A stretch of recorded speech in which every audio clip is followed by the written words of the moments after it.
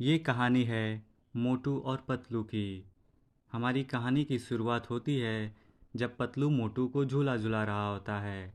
तभी वहाँ से एक आदमी गुजर रहा होता है जिसको मोटू के झूले से चोट लग जाती है और वो गिर जाता है। फिर वो आदमी खड़ा होकर मोटू को डांटने लगता है जिससे कि मोटू डर जाता है।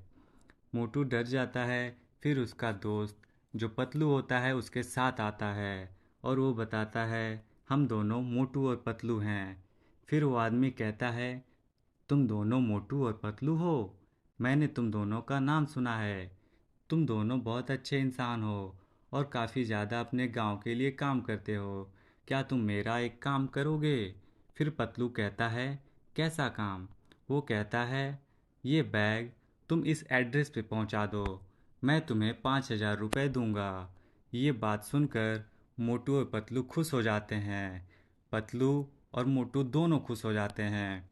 मोटू तो पैसों के सपने में खो जाता है। फिर वो आदमी बैग देकर चला जाता है। फिर मोटू और पतलू चले जाते हैं समोसे की दुकान पर समोसे खाने के लिए। तभी पतलू अखबार में पढ़ता है कि किसी अनजान व्यक्ति से बैग या फिर कोई सामान न लें क्योंकि गांव में आतंकवादी घुस चुके हैं। तभी ये दोनों डर जाते हैं। फिर समोसे वाला जो होता है वो पतलू के बैग से कुछ आवाज़ें सुनता है। फिर उसे टिक टिक की आवाज़ सुनाई देती है तो उन्हें लगता है इसमें बम है। फिर वो और समोसे वाला आदमी मोटू को उठाकर एक गाड़ी पर रखता है और गाड़ी को धक्का दे देता है। कहता है कि तुम हमसे दूर जाओ, उधर जाके भड़को। फिर पतलू मोटू के पीछे भागता है। ऐसे भागते भागते एक जगह मोटू की गाड़ी टकरा जाती है और वो गिर जाते हैं। फिर वहाँ से पैदल चल के वो अपने दोस्त झटका के पास जाते हैं। झटका कुर्सी पे बैठकर अपने एक्सपेरिमेंट की तैयारी कर रहा होता है। फिर मोटू जाकर कहता है झटका भैया, इस बैग को मेरे हाथ से निकाल दो जो कि लॉक किया गया है। पर झटका मना कर देता है। मना करने के बाद मोटू और पतलू दोनों उसके सामने हाथ जोड़ने लगते हैं कि प्लीज़ मेरे इस हाथ से बैग को निकाल दो। तब तक झटका के पास फ़ोन आ जाता है।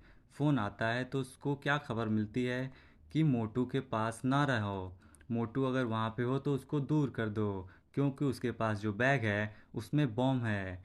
ये सुनकर डॉक्टर झटका घबरा जाता है और वो मोटू को साइकिल पे बैठाकर चालू कर देता है ताकि वो दूर चला जाए।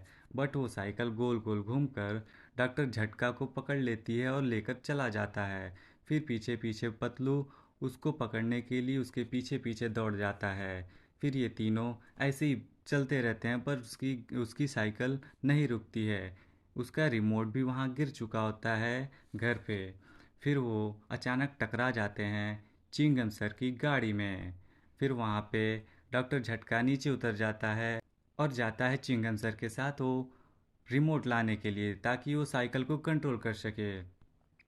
बट उसकी रिमोट तो ख़राब हो चुकी होती है गिरने की वजह से और वो उल्टा ही काम करता है।